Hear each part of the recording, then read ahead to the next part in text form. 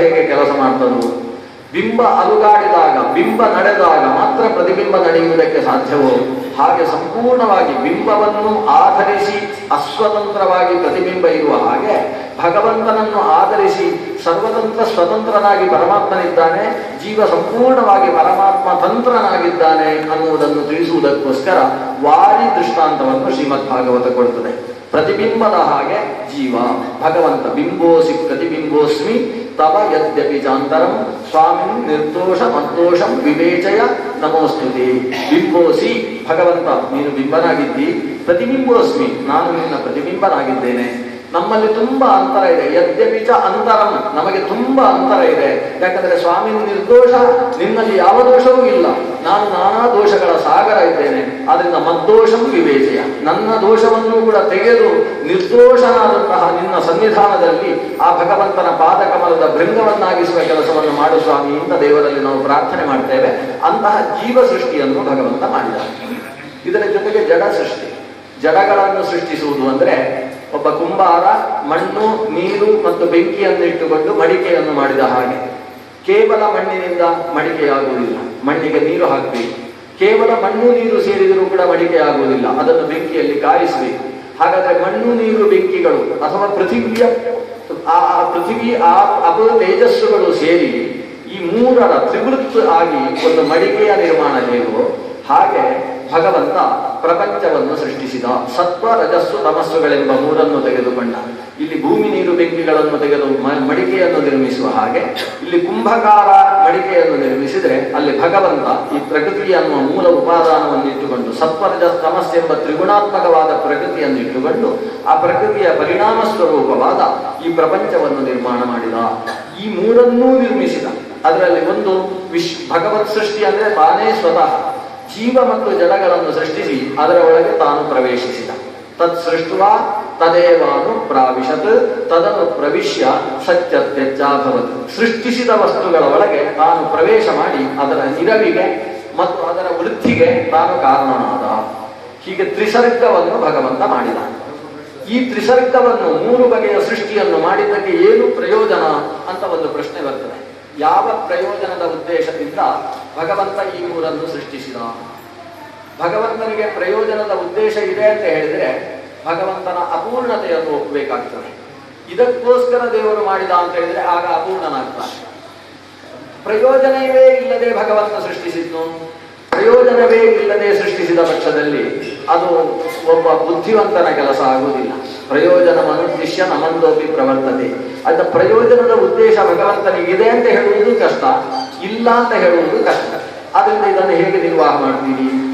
ಕೆಲವೊಂದು ಪ್ರಶ್ನೆಗಳು ಇಷ್ಟು ಕಷ್ಟ ಇರ್ತಾರೆ.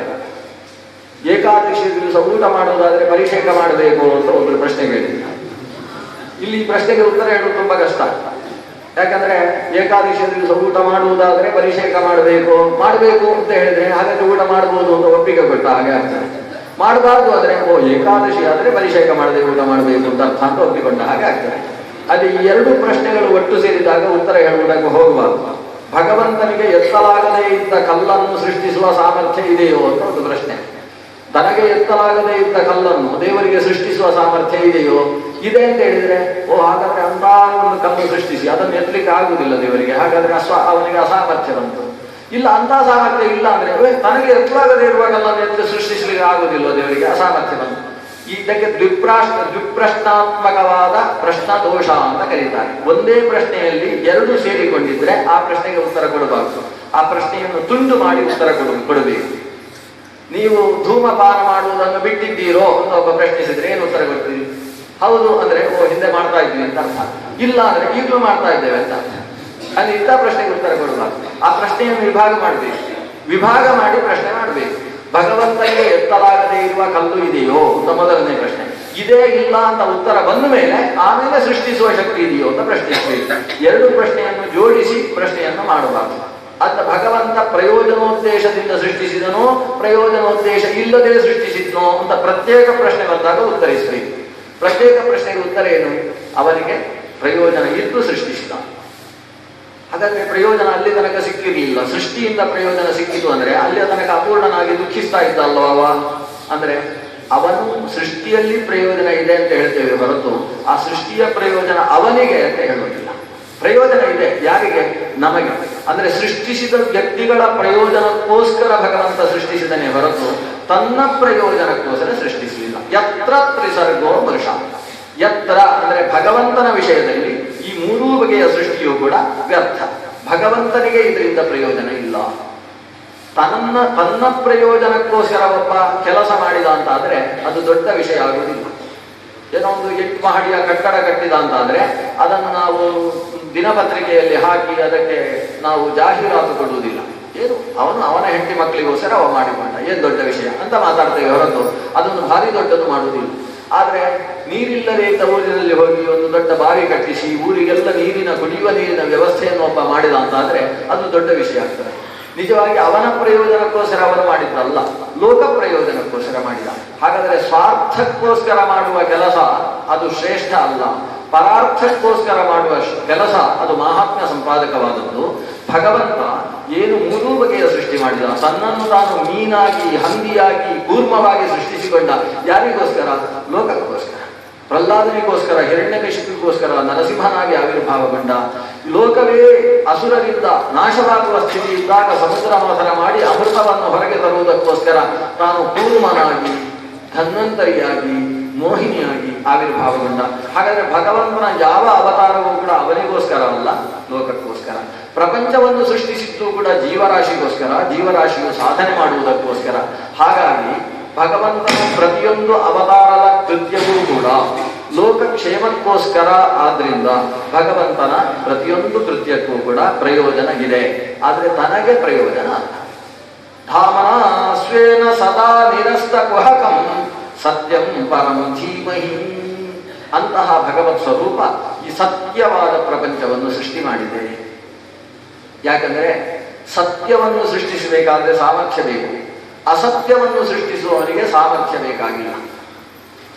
1,000 ರೂಪಾಯಿಯ ಒಂದು ನೋಟ್ ಸೃಷ್ಟಿ ಮಾಡುವುದಕ್ಕೋಸ್ಕರ ಒಬ್ಬ ಮಾಯಾವಿ ಇಂದ್ರಜಾಲಿಕ ಕೈಯಲ್ಲಿ 4 ಪೇಪರ್ ಹಿಡ್ಕೊಂಡು ಏನು ಹೀಗೆ ಮಾಡಿ ಮಂತ್ರ ಮಾಡಿ ತೋರಿಸ್ತಾನೆ. ನೋಡಿ, ಇದೆಲ್ಲ 1,000 ರೂಪಾಯಿಯ ನೋಟುಗಳು ಅಂತ ತೋರಿಸ್ತಾನೆ. ಇದು ವಸ್ತುತಃ 1,000 ರೂಪಾಯಿಯ ಬೆಲೆಯುಳ್ಳ ಸತ್ಯವಾದಂತಹ ನೋಟುಗಳಲ್ಲ, ತೋರಿಸಿದ. ಇದಕ್ಕೆ ಮಾಯಾ ಸೃಷ್ಟಿ ಅಂತ ಹೆಸರು. ಸತ್ಯ ಸೃಷ್ಟವು ಅಶಕ್ತಾಹಿ ಮಾಯಾ ಸೃಷ್ಟಿಂ ವಿತನ್ಮತೆ.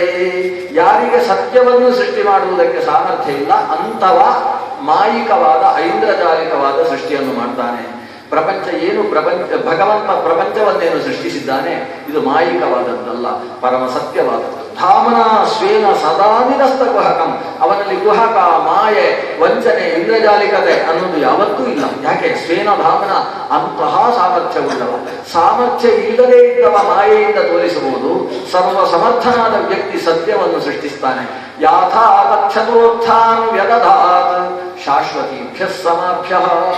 ಸತ್ಯವಾದಂತಹ ಪ್ರಪಂಚವನ್ನು ಭಗವಂತ ಶಾಶ್ವತ ಕಾಲದಿಂದ ಸೃಷ್ಟಿ ಮಾಡ್ತಾ ಇದ್ದಾನೆ. ಈ ಸೃಷ್ಟಿಸಿದಂತಹ ಪ್ರಪಂಚವನ್ನು ನಮ್ಮ ಕ್ಷೇಮಕ್ಕೋಸ್ಕರ ಒದಗಿಸಿದ ಆ ಭಗವಂತನ ಸಮಸ್ತ ಉಪಕಾರವನ್ನು ಮಹಾತ್ಮ್ಯ ಬುದ್ಧಿಯಿಂದ ಸ್ಮರಿಸ್ತಾ ಸತ್ಯಂ ಪರಂ ಧೀಮಹಿ, ಆ ಸತ್ಯ ನೆನೆಸಿದಂತಹ ಭಗವಂತನನ್ನು ನಾವು ಧ್ಯಾನ ಮಾಡೋಣ. ಸತ್ಯ ಅಂದ್ರೆ ನಿರ್ದುಷ್ಟ ಜ್ಞಾನಾನಂದ ಸ್ವರೂಪ ಅಂತ ಅರ್ಥ. ಭಾಗವತ ಭಗವಂತನನ್ನು ಅಲ್ಲಲ್ಲಿ ಸತ್ಯ ಸತ್ಯ ಅಂತ ಕರೀತಾರೆ. ಸತ್ಯಾತ್ಮಕಂ ತ್ವಾಂ ಶರಣಂ ಪ್ರಪನ್ನ ಅಂತ ಗರ್ಭದಲ್ಲಿದ್ದಂತಹ ಭಗವಂತ ಕೃಷ್ಣನನ್ನು ಬ್ರಹ್ಮಾದಿಗಳು ಕರೀತಾರೆ ಸತ್ಯ. ಸತ್ಯ ಅಂದ್ರೆ ಅಲ್ಲಿ 3 ಶಬ್ದಗಳಿದ್ದಾವೆ, ಸತ್, ತಿ, ಯ. ಸತ್ ಅಂದ್ರೆ ನಮಗೆ ಗೊತ್ತಿರುವ ಶಬ್ದ ಅದು. ಅಸತ್ ಅಂದ್ರೆ ಕೆಟ್ಟದು, ಸತ್ ಅಂದ್ರೆ ಒಳ್ಳೆಯದು. ಸಜ್ಜನ ಅಸಜ್ಜನ ಅನ್ನುವಲ್ಲಿ ನಾವು ಕಂಡಂತಹ ಶಬ್ದ. ಸದ್ಗುಣ ಅಸದ್ಗುಣ ಅನ್ನುವಲ್ಲಿ ಕಂಡ ಶಬ್ದ. ಆದ್ರಿಂದ ಸತ್ ಅಂದ್ರೆ ಸಾಧು, ಒಳ್ಳೆಯದು ಅಂತ ಅರ್ಥ. ತಿ ಅಂದ್ರೆ ತೀತ್ಯಾನಂದ ಉದ್ದಿಷ್ಟ ಏತಿ ಜ್ಞಾನ ಮುದಾಹೃತಂ. ಏಕಾಕ್ಷರ ಕೋಶವನ್ನು ಗಮನಿಸಿದರೆ ತಿ ಅಂದ್ರೆ ಆನಂದ ಅಂತ ಅರ್ಥ, ಯ ಅಂದ್ರೆ ಜ್ಞಾನ ಅಂತ ಅರ್ಥ. ಹಾಗಾದ್ರೆ ಸತ್, ತಿ, ಯ ಅಂದ್ರೆ ನಿರ್ದುಷ್ಟವಾದ ಜ್ಞಾನಾನಂದಗಳು. ಭಗವಂತ ಆನಂದ ಸ್ವರೂಪಿ. ಅವನಿಗೆ ನಮ್ಮ ಹಾಗೆ ಕೈಕಾಲುಗಳಿದ್ದಾವೆ. ಆದ್ರೆ ನಮ್ಮ ಕೈಕಾಲುಗಳು ಹೇಗೆ ಭೂಮಿ, ನೀರು, ಬೆಂಕಿ, ಗಾಳಿ, ಆಕಾಶಗಳಿಂದ ಪಾಂಚಭೌತಿಕವಾಗಿ ಸೃಷ್ಟವಾಗಿದೆಯೋ ಹಾಗೆ ಭಗವಂತನ ಕೈಕಾಲುಗಳು ಪಾಂಚಭೌತಿಕವಾದದ್ದಲ್ಲ. ಆನಂದವೇ ಕಾಲು, ಆನಂದವೇ ಕೈ, ಆನಂದವೇ ಕಣ್ಣು. ಅವನು ಸದಾನಂದ ಸಚ್ಚಿದಾನಂದ ರೂಪೋಸೌ ಸಚ್ಚಿದಾನಂದ ಬಾಹುಕಃ. ಅವನ ಸಮಗ್ರ ಶರೀರವೂ ಕೂಡ ಜ್ಞಾನಾನಂದ ಸ್ವರೂಪ. ಒಂದು ಸಕ್ಕರೆಯಿಂದ ಪ್ರಾಣಿ ಸಾಮಾನ್ಯ ಸಕ್ಕರೆ ಎಳ್ಳು ಬೆಲ್ಲಗಳನ್ನು ಕೊಡ್ತಕ್ಕಂಥ ಕಾಲದಲ್ಲಿ ಸಕ್ಕರೆಯ ಮೂರ್ತಿಗಳನ್ನು ಮಾಡಿ ಎಲ್ಲರಿಗೂ ಕೊಡ್ತೇವೆ. ಆ ಸಕ್ಕರೆಯ ಮೂರ್ತಿ ಅದು ಒಂದು ಕೋಳಿಯ ರೂಪದಲ್ಲಿರ್ಬೋದು. ಆ ಕೋಳಿಯ ಕಾಲು ತುಂಡು ಮಾಡಿ ಬಾಯಿಗೆ ಹಾಕಿದರೆ ಸಿಹಿ, ಕಿವಿ ತುಂಡು ಮಾಡಿ ಬಾಯಿಗೆ ಹಾಕಿದರೆ ಸಿಹಿ. ಅದರ ಪ್ರತಿಯೊಂದು ಅವಯವೂ ಸಿಹಿ, ಯಾಕಂದ್ರೆ ಸಕ್ಕರೆಯಿಂದ ಮಾಡಿದಂತಹ ಕೋಳಿ ಅನ್ನುವ ಕಾರಣದಿಂದ. ಹಾಗೆ ಭಗವಂತನ ಕಾಲು ಅದು ಜ್ಞಾನಾನಂದ, ಅವನ ತಲೆ ಅದು ಜ್ಞಾನಾನಂದ. ಸಹಸ್ರ ಶೀರ್ಷ ಪುರುಷ ಅಂತ ಹೇಳಿದಂತಹ ಭಗವಂತನ ಸಮಗ್ರ ಸ್ವರೂಪವೂ ಕೂಡ ಜ್ಞಾನಾನಂದಮಯವಾದದ್ದು. ಅದು ಸತ್ಯ ಅನ್ನುವ ಶಬ್ದದ ಅರ್ಥ. ಜ್ಞಾನಾನಂದಮಯವಾದ ಭಗವಂತ ಸತ್ಯನಾರಾಯಣ ಅಂತ ನಾವು ಪೂಜೆ ಮಾಡುವಂತಹದ್ದಿದೆ. ಅಲ್ಲೂ ಕೂಡ ಸತ್ಯದೇವಂ ತಥಾ ಬಲೆ ಸತ್ಯನಾರಾಯಣಂ ದೇವಂ ವಂದೇ ಹಂಕಾಮದ ಪ್ರಭಂ ಅಂತ ಅಲ್ಲಿ ಉಲ್ಲೇಖ ಮಾಡ್ತೇವೆ.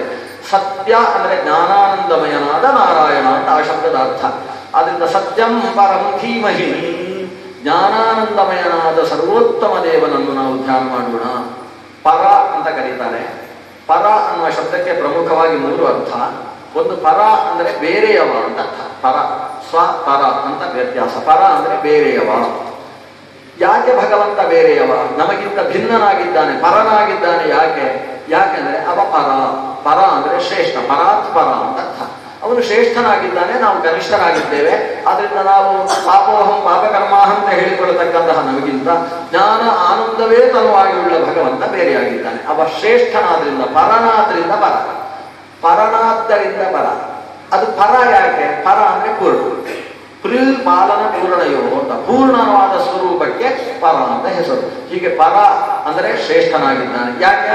ಪರ, ಅವನು ಪೂರ್ಣನಾಗಿದ್ದಾನೆ. ಪೂರ್ಣನಾದ್ದರಿಂದ ಪರನಾಗಿದ್ದಾನೆ, ಪರನಾದ್ದರಿಂದಲೇ ಪರನಾಗಿದ್ದಾನೆ, ಪರಾತ್ಪರನಾಗಿದ್ದಾನೆ. ಹೀಗೆ ಸರ್ವ ಭಿನ್ನನಾದ, ಸರ್ವ ವಿಲಕ್ಷಣನಾದ, ಸರ್ವಗುಣ ಪೂರ್ಣನಾದ, ಆದ್ದರಿಂದಲೇ ಸರ್ವಶ್ರೇಷ್ಠನಾದ, ಸರ್ವೋತ್ತಮನಾದಂತಹ ಆ ಶ್ರೀಹರಿಯನ್ನು ನಾವೆಲ್ಲ ಧ್ಯಾನಿಸುತ್ತೇವೆ.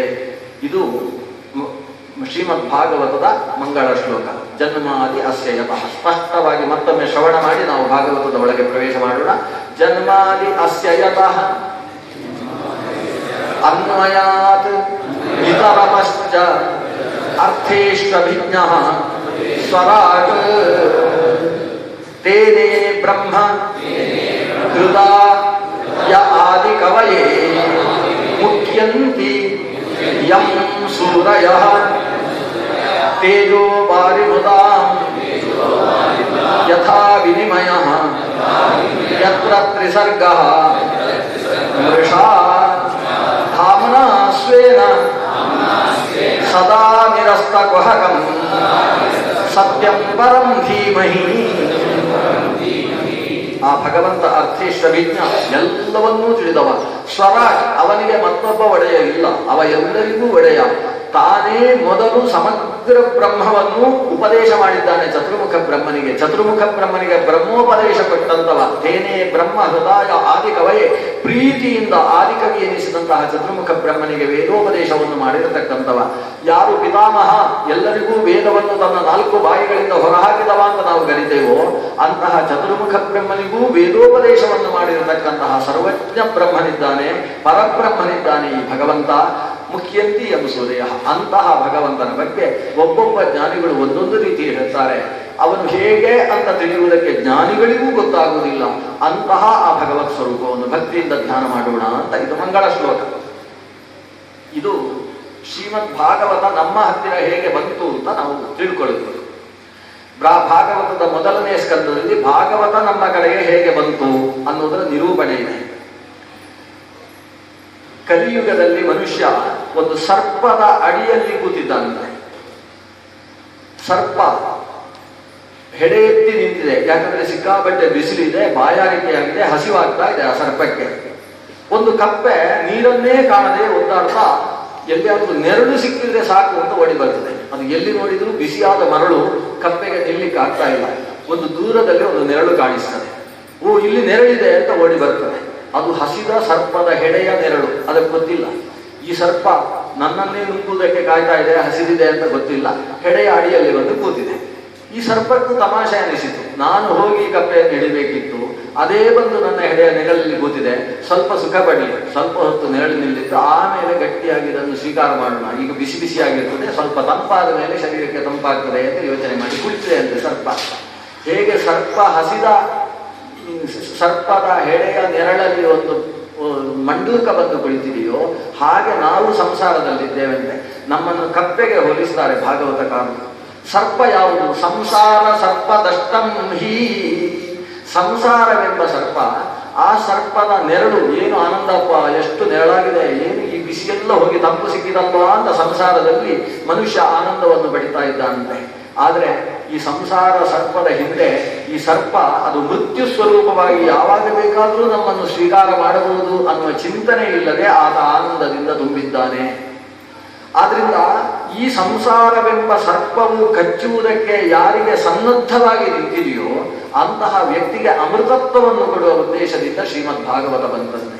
ಕೇವಲ ಪರೀಕ್ಷಿತನನ್ನು ತಕ್ಷಕನೆಂಬ ಸರ್ಪ ಕಚ್ಚುವುದಕ್ಕೆ ಸನ್ನದ್ಧನಾಗಿದ್ದಾನೆ ಅನ್ನುವ ಸಾಂಕೇತಿಕತೆಯನ್ನು ಇಟ್ಟುಕೊಂಡು ಸರ್ಪದಿಂದ ಕಚ್ಚಲ್ಪಟ್ಟು ಸಾಯಲಿರುವಂತಹ ಪರೀಕ್ಷಿತನಿಗೆ ಅಮೃತತ್ವವನ್ನು ಕೊಡುವುದಕ್ಕೆ ಭಾಗವತ ಬಂದಿದೆ ಅನ್ನೋದು ಒಂದು ಸಂಕೇತ ಮಾತ್ರ. ವಸ್ತುತಃ ಈ ಕಲಿಕಾಲವೆಂಬಂತಹ ಕಾಲದಲ್ಲಿ ಸಂಸಾರವೆಂಬ ವಿಷಸರ್ಪ ಮನುಷ್ಯನನ್ನು ಸಂಪೂರ್ಣವಾಗಿ ನರಕದಲ್ಲಿ ಬೀಳಿಸುವುದಕ್ಕೆ ಬೇಕಾಗಿ ಕಾಯ್ತಾ ಇದ್ದಾಗ ಅವನನ್ನು ಈ ಸರ್ಪದಿಂದ ಮೋಚನಗೊಳಿಸಿ ಶಾಶ್ವತವಾದಂತಹ ಅಮೃತ ಸುಖವನ್ನು ಕೊಡುವುದಕ್ಕೋಸ್ಕರ ಶ್ರೀಮದ್ ಭಾಗವತ ಬಂದಿದೆ ಅಂದ್ರೆ ಕಾಲಂ ವ್ಯಾಲ ಮುಖ ಗ್ರಾಸ ತ್ರಾಸ ನಿರ್ನಾಶ ಹೇತವೇ. ಕಲವು ಭಾಗವತಂ ಶಾಸ್ತ್ರಂ ಕಲವು ಕೀರೇಣ ಕೀರ್ತಿತಂ. ಕೀರ ಅಂದ್ರೆ ಗಿಳಿ, ಶುಕಾಚಾರ್ಯರು ಶ್ರೀಮದ್ ಭಾಗವತವೆಂಬಂತಹ ಶಾಸ್ತ್ರವನ್ನು ಯಾಕೆ ಕೀರ್ತನ ಮಾಡಿದರು ಅಂದ್ರೆ ಕಾಲವೆಂಬಂತಹ ಸರ್ಪದ ಗ್ರಾಸಕ್ಕೆ ತುತ್ತಾಗಬಾರದು ಈ ಮನುಷ್ಯ, ಇವನಿಗೆ ಅಮೃತತ್ವ ಬೇಕು ಅನ್ನುವ ದೃಷ್ಟಿಯಿಂದ ಶ್ರೀಮದ್ ಭಾಗವತವನ್ನು ಅವರು ಲೋಕಕ್ಕೆ ಕೊಟ್ಟರಂತೆ. ಶುಕಾಚಾರ್ಯರು ಪರೀಕ್ಷಿತನಿಗೆ ಭಾಗವತವನ್ನು ಇದೇ ಶುಕಸ್ಥಳದಲ್ಲಿ ಈ ಪ್ರದೇಶದಲ್ಲಿ ಹೇಳ್ತಾ ಇದ್ದಾರೆ.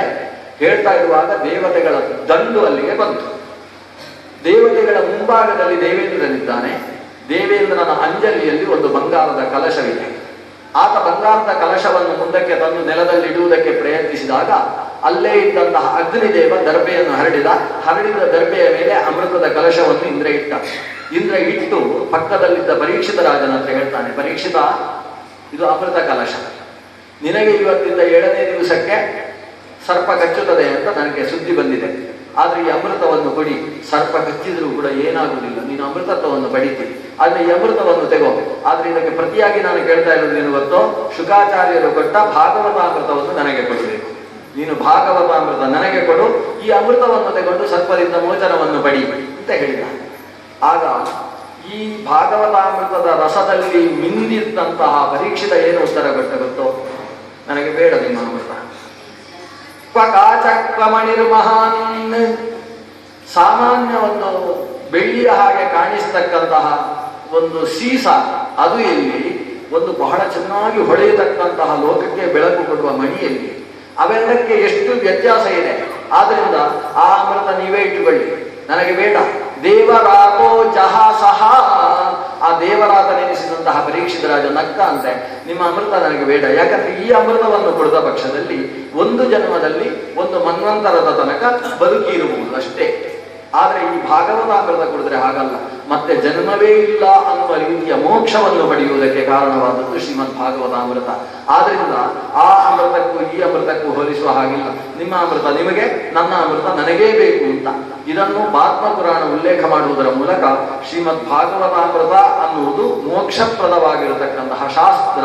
ಬರೀ ಪುರಾಣ ಅಲ್ಲ, ಶ್ರೀಮದ್ ಭಾಗವತಂ ಶಾಸ್ತ್ರಂ ಕಲವು ಕೀರೇಣ ಕೀರ್ತಿತಂ ಅಂತ ಅದು ಶಾಸ್ತ್ರ ಅನ್ನುವುದನ್ನು ನಿರೂಪಿಸಿದೆ. ಇಂತಹ ಶ್ರೀಮದ್ ಭಾಗವತವನ್ನು ಲೋಕಕ್ಕೆ ರಚಿಸಿಕೊಟ್ಟದ್ದು ಯಾವಂದ್ರೆ ಸಾಕ್ಷಾತ್ ನಾರಾಯಣ ರೂಪಿಯಾದಂತಹ ಭಗವಂತ. ಶೇಷಶಾಹಿಯಾಗಿ ತಾನು ಪಾದಕಮಲವನ್ನು ಮುಂದಕ್ಕೆ ಜಾರಿ ನಿಲ್ಲಿಸಿ ತಾನು ತನ್ನ ಕೈಯನ್ನೇ ತನ್ನ ತಲೆಗೆ ಓರೆಯನ್ನಾಗಿ ಕೊಟ್ಟು ಶೇಷನನ್ನು ಹಿಂಭಾಗದಿಂದ ಹೆಡೆಯನ್ನು ಕಾಣಿಸ್ತಾ ಇರತಕ್ಕಂತಹ ಉದ್ಯತ್ ಭಾಸ್ವತ್ ಸಮಾಭಾಸನಾದಂತಹ ಭಗವಂತ ಶ್ರೀಮನ್ನಾರಾಯಣ. ಅವನ ಪಾದದ ತಲದಲ್ಲಿ ಮಹಾಲಕ್ಷ್ಮೀ ದೇವಿ ಪಾದವನ್ನು ಒತ್ತುತ್ತಾ ಕೂತಿದ್ದಾಳೆ. ನಾಭಿ ಕಮಲದಲ್ಲಿ ಚತುರ್ಮುಖ ಬ್ರಹ್ಮ ಇದ್ದಾನೆ. ಅದೇ ಚತುರ್ಮುಖ ಬ್ರಹ್ಮ ಕೌಸ್ತುಭ ಅನ್ನುವ ಮಣಿಯ ಸ್ವರೂಪದಲ್ಲಿ ಅವನ ಕಂಠದಲ್ಲೂ ಕೂಡ ಶೋಭಾಯಮಾನನಾಗಿದ್ದಾನೆ. ಈ ಸ್ಥಿತಿಯಲ್ಲಿ ಚತುರ್ಮುಖ ಬ್ರಹ್ಮ ಜ್ಞಾನೋಪದೇಶವನ್ನು ಕೊಡುವಂತ ಕೈ ಮುಗಿದಾಗ ಭಗವಂತ ನಾರಾಯಣ ಚತುರ್ಮುಖ ಬ್ರಹ್ಮನಿಗೆ ಉಪದೇಶ ಮಾಡಿರತಕ್ಕಂಥದ್ದು ಶ್ರೀಮದ್ ಭಾಗವತ. ಚತುರ್ಮುಖ ಬ್ರಹ್ಮ ತನ್ನಲ್ಲಿ ತುಂಬಿದಂತಹ ಶ್ರೀಮದ್ ಭಾಗವತವನ್ನು ತನ್ನ ಶಿಷ್ಯನಾದ ಅಥವಾ ತನ್ನ ಮಗನೇ ಆದ ಮಾನಸ ಪುತ್ರನಾದ ನಾರದನನ್ನು ಕರೆದು ಉಪದೇಶ ಮಾಡ್ತಾನೆ. ಹೀಗೆ ಚತುರ್ಮುಖನಿಂದ ನಾರದರಿಗೆ ಶ್ರೀಮದ್ ಭಾಗವತ ಬಂತು. ನಾರದರು ವೇದವ್ಯಾಸರು ಶಮ್ಯಾಪ್ರಾಸ ಅನ್ನುವ ತಮ್ಮ ಆಶ್ರಮದಲ್ಲಿ ಕುಳಿತು ಏನೋ ಮಾಡಬೇಕು ಅಂತ ಆಲೋಚನೆ ಮಾಡ್ತಾ ಇರುವಾಗ ಬಂದು ತಾನು ಚತುರ್ಮುಖ ಬ್ರಹ್ಮನಿಂದ ಪಡೆದ ಭಾಗವತವನ್ನು ಅವರ ಮುಂದೆ ಒಪ್ಪಿಸ್ತಾರೆ. ಹೀಗೆ ನಾರದರಿಂದ ವೇದವ್ಯಾಸರಿಗೆ ಭಾಗವತ ಬಂತು. ನಾರದರಿಂದ ವೇದವ್ಯಾಸರಿಗೆ ಬಂತು ಅಂದ್ರೆ ವೇದವ್ಯಾಸರು ನಾರದರಲ್ಲಿ ಶಿಷ್ಯತ್ವವನ್ನು ವಹಿಸಿ ಕಲ್ತರು ಅಂತ ಅರ್ಥ ಅಲ್ಲ. ನಾರದರು ನಾರಾಯಣನೇ ಕೊಟ್ಟಂತಹ ಚತುರ್ಮುಖ ಬ್ರಹ್ಮನ ಮೂಲಕ ಬಂದಂತಹ ಶ್ರೀಮದ್ ಭಾಗವತವನ್ನು ವೇದವ್ಯಾಸ ರೂಪಿಯಾದ ಅವತಾರ ರೂಪಿ ಭಗವಂತನಲ್ಲಿ ಒಪ್ಪಿಸಿಕೊಂಡರು. ಆಗ ವೇದವ್ಯಾಸರು ಅದನ್ನು ಈ 24,000 ಶ್ಲೋಕಗಳಾದಂತಹ ಶ್ರೀಮದ್ ಭಾಗವತದ ರೂಪದಲ್ಲಿ ತನ್ನ ಮಗನಾದ ಶುಕಾಚಾರ್ಯರಿಗೆ ಉಪದೇಶಿಸಿದರು. ಆ ಶುಕಾಚಾರ್ಯರು ಈ ಶುಕಸ್ಥಳದಲ್ಲಿ ಗಂಗಾ ತೀರದಲ್ಲಿ ಪ್ರಾಯೋಪವೇಶಕ್ಕೆ ಕುಳಿತಿದ್ದಂತಹ ಪರೀಕ್ಷಿತ್ ರಾಜನಿಗೆ ಶ್ರೀಮದ್ ಭಾಗವತವನ್ನು ಒಪ್ಪಿಸಿದರು. ಅವರು 7 ದಿವಸ ಹೇಳಿದಂತಹ ಶ್ರೀಮದ್ ಭಾಗವತವನ್ನು ಅನೇಕ ಋಷಿಮುನಿಗಳು ಶ್ರವಣ ಮಾಡಿದ್ದಾರೆ. ಅದರಲ್ಲಿ ಒಬ್ಬರು ಸೂತ ಪುರಾಣಿಕರು. ಆ ಸೂತ ಪುರಾಣಿಕರು ನೈಮಿಷಾರಣ್ಯಕ್ಕೆ ಬರ್ತಾರೆ. ಅಲ್ಲಿ ಶೌನಕಾದಿ ಮಹರ್ಷಿಗಳಿಗೆ ಅದನ್ನು ಪ್ರವಚನ ಮಾಡ್ತಾರೆ. ಅಲ್ಲಿ ಪ್ರವಚನೆ ಮಾಡಿದವರಲ್ಲಿ ನಮ್ಮ ಅಜ್ಜರ ಪಿಜ್ಜರ ಯಾರೋ ಸೇರಿದರು. ಅವರು ಆಮೇಲೆ ಬೆಂಗಳೂರಿಗೆ ಬಂದು ಪ್ರಿಂಟ್ ಮಾಡಿದ್ರು. ಅದು ಇಲ್ಲಿ ಬಂದದ್ದು ಭಾಗವತ ಅಂತ. ಭಾಗವತ ಇಲ್ಲಿಗೆ ಹೇಗೆ ಬಂತು ಅಂತ ಕೇಳಿದ್ರೆ ನಾರಾಯಣನಿಂದ ಚತುರ್ಮುಖ ಬ್ರಹ್ಮ, ಚತುರ್ಮುಖನಿಂದ ನಾರದರು, ನಾರದರಿಂದ ವ್ಯಾಸರು, ವ್ಯಾಸರಿಂದ ಶುಕಾಚಾರ್ಯರು, ಶುಕಾಚಾರ್ಯರಿಂದ ಪರೀಕ್ಷಿತ ಸೂತ ಪುರಾಣಿಕರು ಮೊದಲಾದ ಅನೇಕ ಋಷಿಗಳು, ಸೂತ ಪುರಾಣಿಕರಿಂದ ಶೌನಕಾದಿ ಗುರುಕುಲದಲ್ಲಿ ನಡೆದ ಪ್ರವಚನವೇ ಇವತ್ತು ನಮಗೆ ಕಾಣಿಸ್ತಕ್ಕಂತಹ ಶ್ರೀಮದ್ ಭಾಗವತ. ಅಂದ್ರೆ ಸೂತ ಪುರಾಣಿಕರಿಂದ ಭಾಗವತ ಇವತ್ತು ಚಾಲ್ತಿಗೆ ಬಂದಿದೆ. ಶೌನಕಾದಿ ಮಹರ್ಷಿಗಳು ನೈಮಿಷಾರಣ್ಯದಲ್ಲಿ ಒಂದು ದೊಡ್ಡ ಗುರುಕುಲದ ಕುಲಪತಿಗಳು ಶೌನಕಸ್ತು ಕುಲಪತಿ, ಅವರು ಕುಲಪತಿಗಳು. ಅದರಲ್ಲಿ ಕುಲಪತಿ ಅನ್ನುವ ಶಬ್ದಕ್ಕೆ ಅರ್ಥ ಏನು?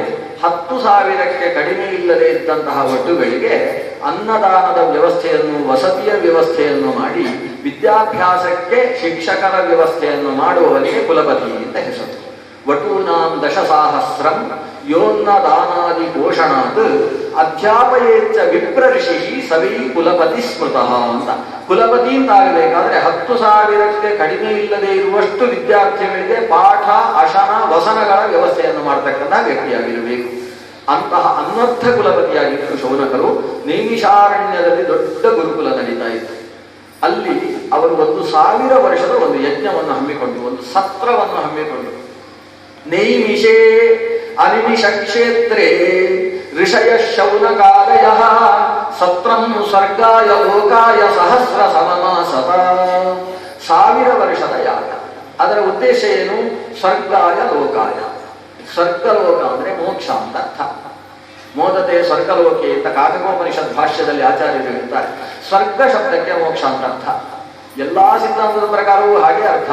ಯಾಕಂದ್ರೆ ಸ್ವರ್ಗ ಅಂದ್ರೆ ಏನು? ಒಂದು ಶಬ್ದವನ್ನು ಇನ್ನೊಂದು ಶಬ್ದದಿಂದ ನಾವು ಅರ್ಥ ಹೇಳಲಿಕ್ಕೆ ಆಗುದಿಲ್ಲ.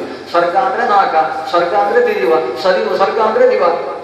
ದಿವಂಗತ ನಮ್ಮಲ್ಲಿ ದಿವ ಶಬ್ದ ಕೇಳಿದ್ದೇವೆ, ಅದನ್ನು ಹೇಳು. ಸುಮ್ಮನೆ ಶಬ್ದಕ್ಕೆ ಶಬ್ದ ಅರ್ಥ ಆಯ್ತು.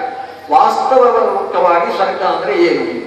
ಯನ್ನ ದುಃಖೇನ ಸಂಭಿನ್ನಂ ನಜಗ್ರಸ್ತಮನಂತರಂ ಅಭಿಲಾಷೋಪನೀತಂಚ ತತ್ಪದಂ ಸ್ವಪದಾಶ್ರಯಂ.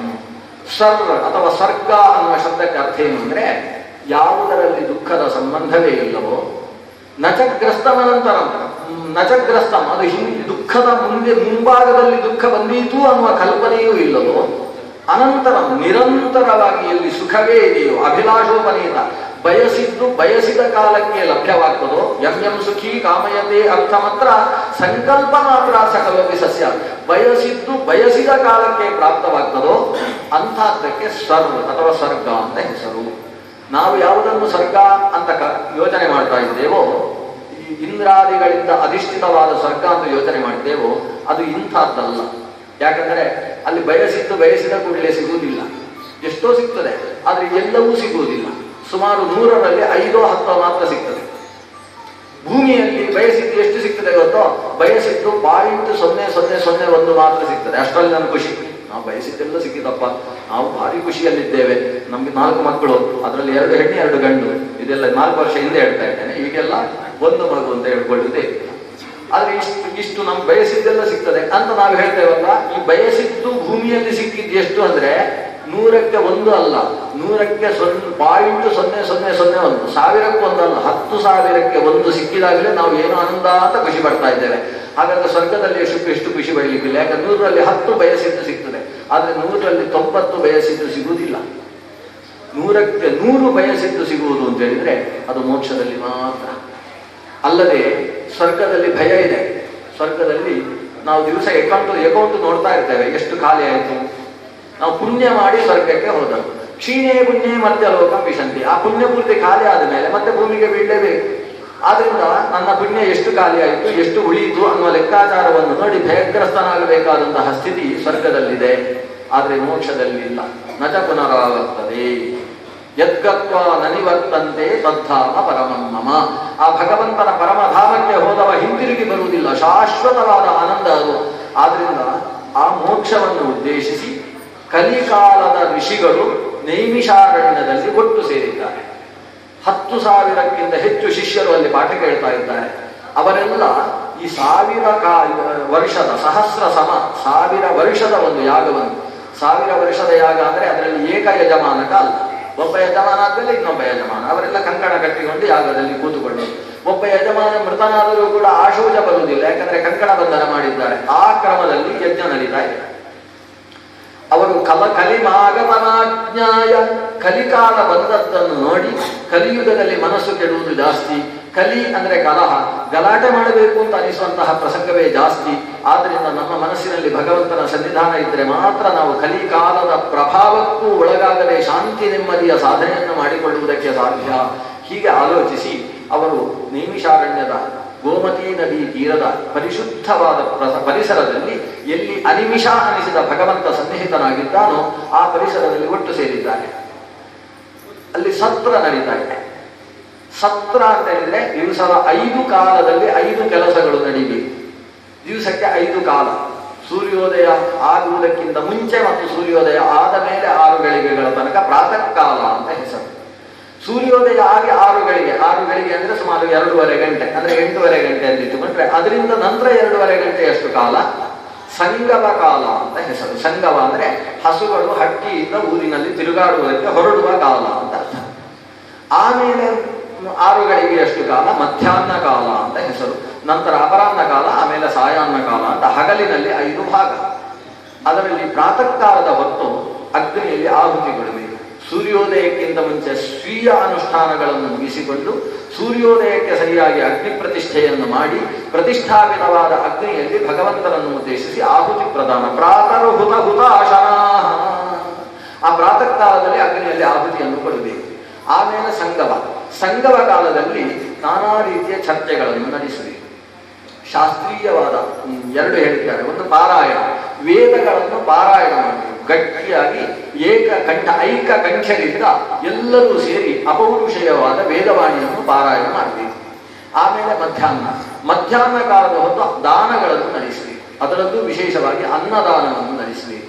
ಮಧ್ಯಾಹ್ನ ಆದ ಮೇಲೆ ಅಪರಾಹ್ನ ಕಾಲದಲ್ಲಿ ನಿದ್ದೆ ಮಾಡಬೇಕು ಅಂತ ನಾವು ಹೇಳ್ತೇವೆ. ಕೂಡಲೇ ಊಟ ಆದ್ಮೇಲೆ ನಿದ್ದೆ ಅಂತ, ಅದಕ್ಕೆ ಅವಿನಾಭಾವ ಸಂಬಂಧವನ್ನು ನಾವು ಹಾಕಿದ್ದೇವೆ. ಋಷಿಗಳು ಹೇಳ್ತಾರೆ ಅಪರಾಹ್ನ ಕಾಲದಲ್ಲಿ ಶಾಸ್ತ್ರಾರ್ಥ ಗೋಷ್ಠಿಯನ್ನು ಮಾಡಬೇಕು. ಶಾಸ್ತ್ರದಲ್ಲಿ ಯಾವುದೋ ಒಂದು ಪುಟ್ಟ ವಿಷಯವನ್ನು ಇಟ್ಟುಕೊಂಡು ಅದರ ಬಗ್ಗೆ ಆಳವಾದ ಚಿಂತನೆಯನ್ನು ಋಷಿಗಳು ಸೇರಿ ನಡೆಸಬೇಕು. ಶಾಸ್ತ್ರ ವಿಚಾರ ವಿಮರ್ಶೆಗಳನ್ನು ನಡೆಸುವುದಕ್ಕೆ ಅಪರಾಹ್ನ ಕಾಲ. ಸಾಯಾಹ್ನ ಕಾಲದಲ್ಲಿ ಪುರಾಣ ಪ್ರವಚನವನ್ನು ಹೇಳಿಸಬೇಕು, ಕೇಳಬೇಕು. ಒಬ್ಬ ಜ್ಞಾನಿ ಹೇಳುವುದು, ಉಳಿದ ಜ್ಞಾನಿಗಳು ಕೇಳುವುದು. ಈ ಕ್ರಮದಲ್ಲಿ ಪುರಾಣ ಪ್ರವಚನ ನಡೆಯಬೇಕು. ಶಾಸ್ತ್ರಾರ್ಥ ವಿಮರ್ಶೆ ಅನ್ನುವುದು ಬುದ್ಧಿಗೆ ಸಂಬಂಧಪಟ್ಟ ತಾರ್ಕಿಕತೆಯಾದರೆ ಪುರಾಣ ಪ್ರವಚನದ ಶ್ರವಣ ಅನ್ನುವಲ್ಲಿ ಮನಸ್ಸಿಗೆ ಸಂಬಂಧಪಟ್ಟ ಭಾವುಕತೆಗೆ ಇರತಕ್ಕಂಥದ್ದು. ಪುರಾಣ ಶ್ರವಣ ಮಾಡ್ತಾ ಮಾಡ್ತಾ ತನ್ನ ಸಂಸಾರದ ಎಲ್ಲ ವಿಷಯಗಳನ್ನು ಮರೆತು ತಾದಾತ್ಮ್ಯದಿಂದ ಆ ಭಗವಂತನಲ್ಲಿ ಮನಸ್ಸು ಲೀನವಾಗಬೇಕು. ಅದಕ್ಕೋಸ್ಕರ ಪ್ರವಚನ. ಆ ಪ್ರವಚನದ ಕೆಲಸಕ್ಕೋಸ್ಕರ ಅನೇಕ ಜ್ಞಾನಿಗಳು ಈ ನೈಮಿಷಾರಣ್ಯದ ಗುರುಕುಲದಲ್ಲಿ ಸಾಯಾಹ್ನದ ಪ್ರವಚನವನ್ನು ನಡೆಸಿದ್ದಾರೆ. ಅದರಲ್ಲಿ ಮುಖ್ಯವಾಗಿ ನಡೆಸಿದವರು ಅಂತ ಹೇಳಿದ್ರೆ ಸೂತ ಪುರಾಣಿಕರು. ಅದೊಂದು ದಿವಸ ಈ ಸೂತ ಪುರಾಣಿಕರು ನೈಮಿಷಾರಣ್ಯಕ್ಕೆ ಬಂದಿದ್ದಾರೆ 1000 ವರ್ಷದ ಯಾಗದ ಮಧ್ಯದಲ್ಲಿ. ಯಾರು ಸೂತ ಪುರಾಣಿಕರು ಅಂದ್ರೆ ಈ ವೇದವ್ಯಾಸರು ರೋಮಾಂಚದಿಂದ ಹುಟ್ಟಿಸಿದಂತಹ ವ್ಯಕ್ತಿ ರೋಮಹರ್ಷಣ. ಆ ರೋಮಹರ್ಷಣರ ಮಗ ರೌಮಹರ್ಷಣಿ ಅಂತ ಇವರಿಗೆ ಹೆಸರು. ಇವರಿಗೂ ಉಗ್ರಶ್ರವಸ್ಸು ಅಂತ ಹೆಸರು. ಉಗ್ರವಾದ ಶ್ರವಣವನ್ನು ಮಾಡಿದಂತಹ ವ್ಯಕ್ತಿ. ಅಂತಹ ರೌಮಹರ್ಷಣಿ ಸೂತ ಪುರಾಣಿಕರು. ಪುರಾಣವನ್ನು ಹೇಳುವ ಸಾಮರ್ಥ್ಯ ವಿಶೇಷ ಇದ್ದದರಿಂದ ಅವರಿಗೆ ಪುರಾಣಿಕರು ಅಂತ ಹೆಸರು. ವಂಶ ಅದು ವೇದವ್ಯಾಸರು ತನ್ನ ರೋಮದಿಂದ ಹುಟ್ಟಿಸುವಾಗ ಸೂತ ವಂಶದ ವ್ಯಕ್ತಿಯನ್ನೇ ಹುಟ್ಟಿಸಿದ್ದಾರೆ.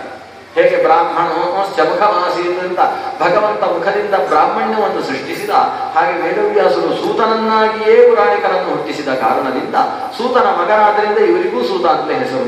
ಅಂತಹ ಸೂತ ಪುರಾಣಿಕರು ಈ ನೈಮಿಷಾರಣ್ಯದ ದೊಡ್ಡ ಯಜ್ಞದ ಮಧ್ಯದಲ್ಲಿ ಪ್ರವೇಶ ಮಾಡಿದ್ದಾರೆ. ಶೌನಕಾದಿಗಳ ಕಣ್ಣಿನಲ್ಲಿ ಆನಂದ ಬಾಷ್ಪ ಸುರಿದಿದೆ.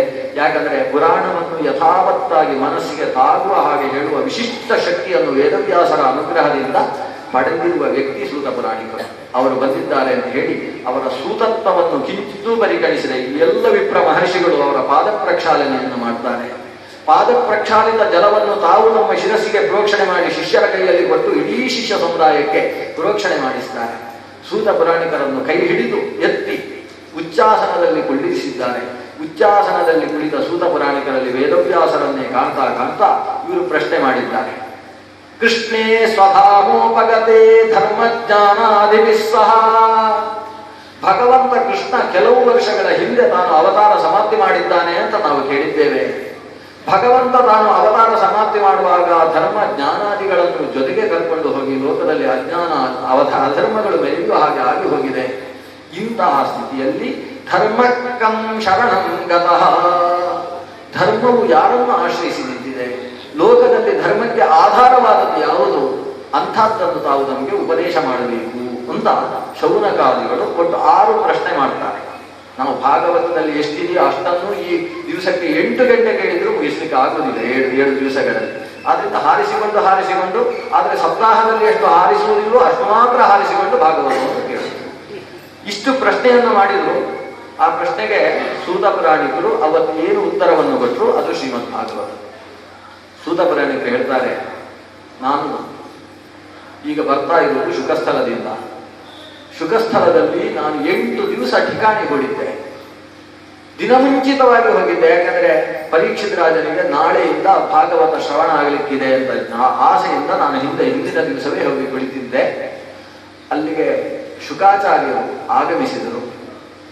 ಅಂತ್ಯಕಾಲದಲ್ಲಿ ಏನು ಮಾಡಬೇಕು ಅಂತ ಪರೀಕ್ಷಿತ ಪ್ರಶ್ನಿಸಿದ.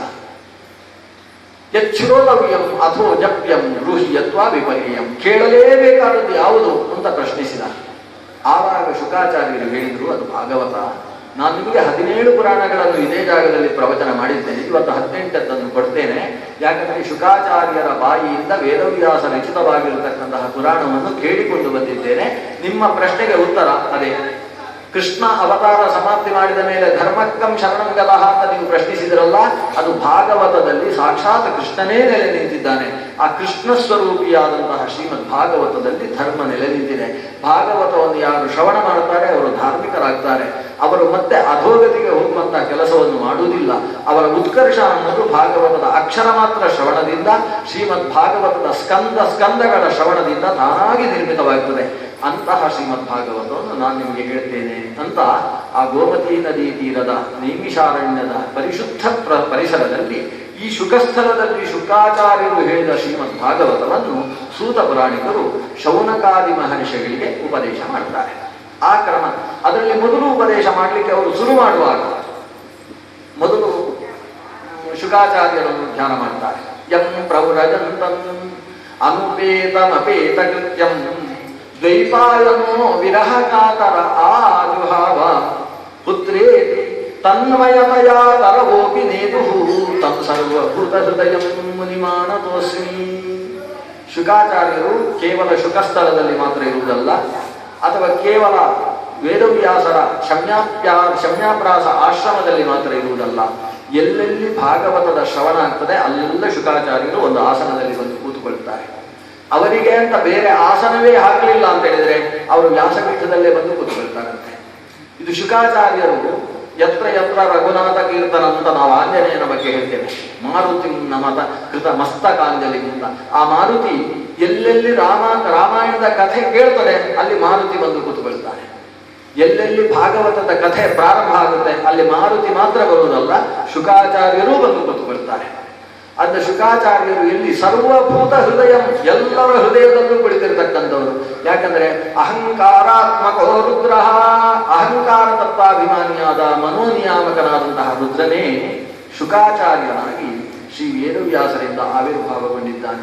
ಎಲ್ಲರಿಗೂ ಮನಸ್ಸು ಇದೆ ಅಂದ್ರೆ ಮನೋನಿಯಾಮಕನಾದ ರುದ್ರ ಅಲ್ಲಲ್ಲಿ ಕೂತಿದ್ದಾನೆ ಅಂತ ಅರ್ಥ. ಕೇವಲ ಮನುಷ್ಯನಲ್ಲಿ ಮಾತ್ರ ಹೃದಯದಲ್ಲಿ ಕುಳಿತವ ಶುಕಾಚಾರ್ಯ ದೇವ ಅಲ್ಲ, ಶುಕದೇವ ಅಲ್ಲ. ಮತ್ತೆ ವೃಕ್ಷಗಳ ಹೃದಯದಲ್ಲೂ ಕೂಡ ಆತ ಕೂತಿದ್ದಾನಂತೆ. ವೇದವ್ಯಾಸರು ಶುಕರನ್ನು ಪುತ್ರ ಅಂತ ಕರೆದಂತೆ, ಪುತ್ರೇತಿ ತನ್ಮಯತಯ ತರಗೋಪಿ ನೇದು. ಯಾವಾಗ ವ್ಯಾಸರು ಪುತ್ರ ಅಂತ ಮಗನನ್ನು ಕೂಗಿ ಕರೆದರು, ಆವಾಗ ಮರಗಳೆಲ್ಲ ಅಪ್ಪ ಅಂತ ಪ್ರತಿಧ್ವನಿಯನ್ನು ಕೊಟ್ಟುವಂತೆ. ಸಾಮಾನ್ಯವಾಗಿ ಮರಗಳೆಲ್ಲ ಪುತ್ರ ಅಂತ ಜೋರಾಗಿ ಕರೆದ್ರೆ ಮತ್ತೆ ಪುತ್ರ ಅಂತ ಪ್ರತಿಧ್ವನಿ ಬರುತ್ತೆ ಹೊರತು ಅಪ್ಪ ಅಂತ ಬರುವುದಿಲ್ಲ. ಇಲ್ಲಿ ಪುತ್ರ ಅಂತ ಇವರು ಕರೆದ್ರೆ ಅದು ಅಪ್ಪನನ್ನು ಕುರಿತು ಪ್ರತಿಧ್ವನಿ ಕೊಟ್ಟು. ಯಾಕಂದ್ರೆ ಮರದಲ್ಲೂ ಈ ಪುತ್ರ ಇದ್ದಾನೆ. ತಮ್ಮ ಸರ್ವಭೂತ ಹೃದಯ ಮುನಿಂ ಆನಂದೋಸ್ಮಿ. ಎಲ್ಲಾ ಚೇತನಗಳಲ್ಲೂ, ವೃಕ್ಷ ಚೇತನಗಳಲ್ಲೂ ಕೂಡ ಅಹಂಕಾರ ತತ್ವಾಭಿಮಾನಿಯಾಗಿ ಕುಳಿತಂತಹ ಸರ್ವಭೂತ ಹೃದಯನಾದಂತಹ ಆ ಶುಕಾಚಾರ್ಯರನ್ನು ನಾನು ನಮಿಸುತ್ತೇನೆ ಅಂತ ಸೂತ ಪುರಾಣಿಕರು ಮೊದಲು ಶುಕಾಚಾರ್ಯರಿಗೆ ನಮಸ್ಕಾರ ಮಾಡಿ ಶ್ರೀಮದ್ ಭಾಗವತವನ್ನು ಪ್ರಾರಂಭ ಮಾಡ್ತಾರೆ. ಇಲ್ಲಿ ಭಾಗವತವನ್ನು ಪ್ರಾರಂಭ ಮಾಡ್ತಾರೆ ಅಂತ ಅಲ್ಲಲ್ಲಿ ಬರ್ತದೆ. ಈಗ ನಾನು ಅಲ್ಲಿ ಹೇಳುವಾಗಲೂ ಭಾಗವತ ಪ್ರಾರಂಭ ಮಾಡ್ತಾರೆ ಅಂತ ಹೇಳ್ತೇನೆ. ಈಗ ಇಲ್ಲಿ ಹೇಳುವಾಗಲೂ ಭಾಗವತ ಪ್ರಾರಂಭ ಮಾಡ್ತಾರೆ ಅಂತ ಹೇಳ್ತೇನೆ. ಮತ್ತೆ ದ್ವಿತೀಯ ಸ್ಕಂದ ಬರುವಾಗ ಅಲ್ಲೂ ಒಂದು ಸಲ ಶುಕಾಚಾರ್ಯರು ಭಾಗವತ ಪ್ರಾರಂಭ ಮಾಡ್ತಾರೆ ಅಂತ ಹೇಳ್ತೇನೆ. ಭಾಗವತವೇ ಹೇಳ್ತೇನೆ 3 ಬಾರಿ ಭಾಗವತ ಶುರುವಾಯಿತು ಅಂತ. ಹಾಗಾದ್ರೆ ನಿಜವಾಗಿ ಭಾಗವತ ಎಲ್ಲಿ ಶುರುವಾಯಿತು ಅಂದ್ರೆ ಜನ್ಮಾದ್ಯಸ್ಯತಃ ಅನ್ನೋದೇ ಶುರುವಾಯಿತು. ಈಗ ನಾವು ಎಲ್ಲಿ ಶುರು ಮಾಡಿದ್ದೇವೆ ಅಲ್ಲೇ ಶುರುವಾಗಿದೆ. ಶುರುವಾದ ಭಾಗವತದಲ್ಲಿ ಮಧ್ಯದಲ್ಲಿ ಮತ್ತೊಮ್ಮೆ ಭಾಗವತ ಶುರುವಾಗ್ತದೆ.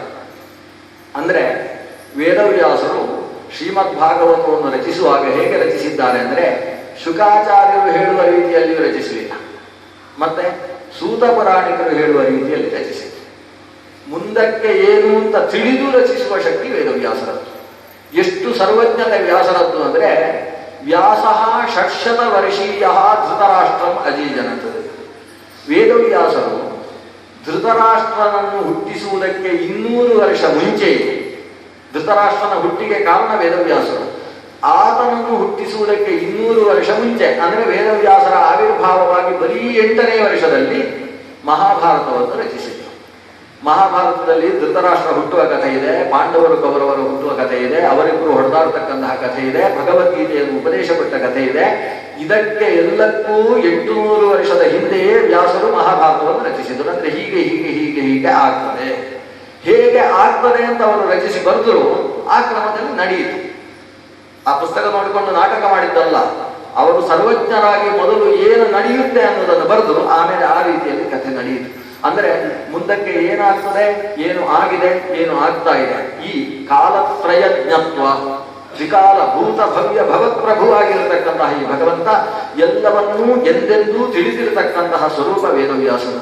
ಅಂತಹ ವ್ಯಾಸರು ಜನ್ಮಾದ್ಯಸ್ಯತಃ ಅಂತ ಏನು ಸೂತ ಪುರಾಣಿಕರು ಮಂಗಳಾಚರಣೆಯನ್ನು ಮಾಡ್ತಾರೆ, ಅಂತಹ ಮಂಗಳಾಚರಣೆಯ ಶ್ಲೋಕ ಸೂತ ಪುರಾಣಿಕರು ಮುಂದಕ್ಕೆ ನೈಮಿಷಾರಣ್ಯದಲ್ಲಿ ಈ ರೀತಿ ಕಥೆಯನ್ನು ಹೇಳುವವರಿದ್ದಾರೆ ಅನ್ನುವುದನ್ನು ತಿಳಿದು ಹೀಗೆ ಹೇಳ್ತಾ ಇದ್ದಾರೆ ಅನ್ನುವ ಸ್ವರೂಪದಲ್ಲಿ 24,000 ಶ್ಲೋಕಾತ್ಮಕವಾದ ಭಾಗವತವನ್ನು ರಚಿಸಿದರು.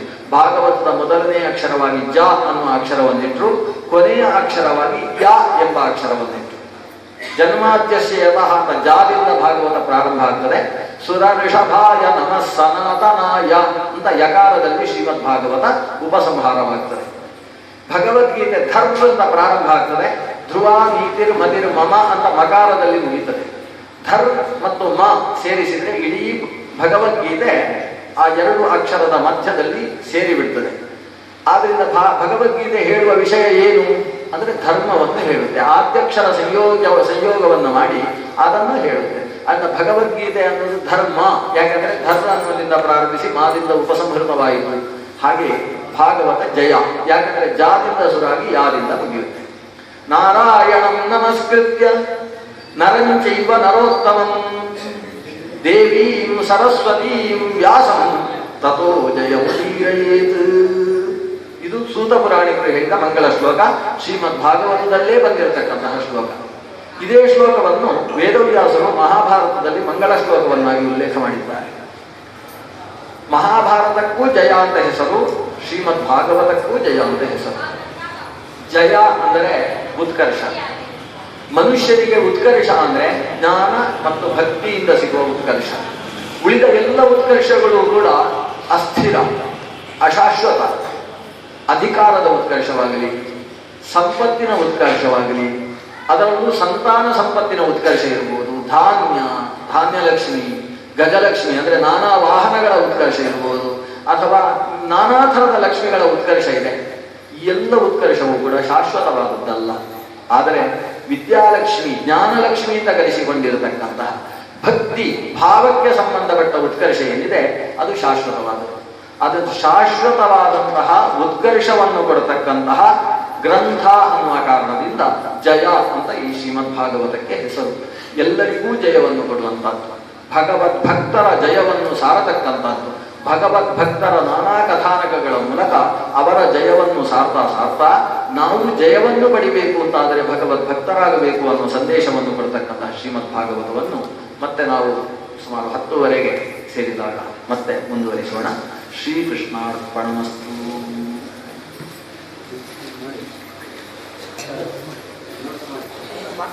ಪ್ರಕೃತಿ ದುರ್ಗಾಮಾತೆಯನ್ನು ತನ್ನ ಶರೀರದಲ್ಲಿ ತುಂಬಿಸಿಕೊಳ್ಳುವುದರ ಮೂಲಕ ಶ್ರೀ ಮತ್ತು ಭೂ ಅನ್ನುವ ಸ್ವರೂಪದಿಂದ ಸೃಷ್ಟಿಯ ವಿಸ್ತಾರಗೊಳ್ಳುವುದಕ್ಕೆ ಭಗವಂತ ಅನುವು ಮಾಡಿಕೊಡ್ತಾನೆ. ಆಮೇಲೆ ಆ ಪುರುಷ ರೂಪದಿಂದ ಮೊದಲ ಅವತಾರವಾಗಿ ಕುಮಾರ ಅನ್ನುವ ರೂಪ ಹೊರಗೆ ಬರ್ತದೆ. ಸಯೇವ ಪ್ರಥಮಂ ದೇವ ಕೌಮಾರಂ ರೂಪಮಾಶ್ರಿತಃ. ಮೊದಲ ಅವತಾರವಾಗಿ ಭಗವಂತ ಕುಮಾರ ಅನ್ನುವ ರೂಪವನ್ನು ಸ್ವೀಕಾರ ಮಾಡ್ತಾನೆ.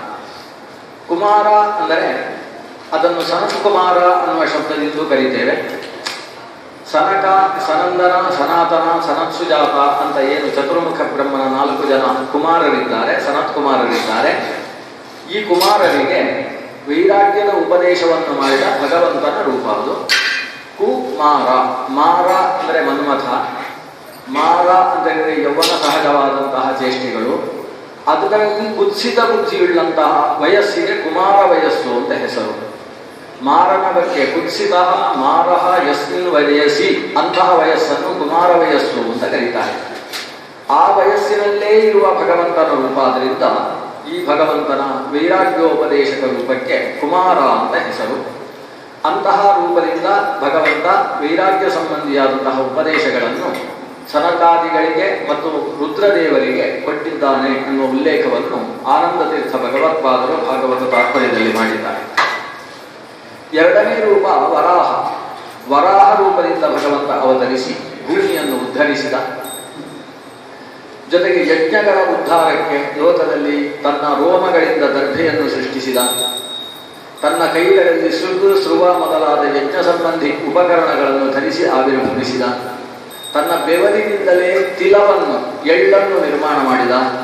ಅಂತಹ ಕಪ್ಪು ಬಣ್ಣದ ವರಾಹ ರೂಪ, ಅದನ್ನು ಕೃಷ್ಣ ವರಾಹ ಅಥವಾ ಯಜ್ಞ ವರಾಹ ಅಂತ ಕರೆಯುತ್ತಾರೆ.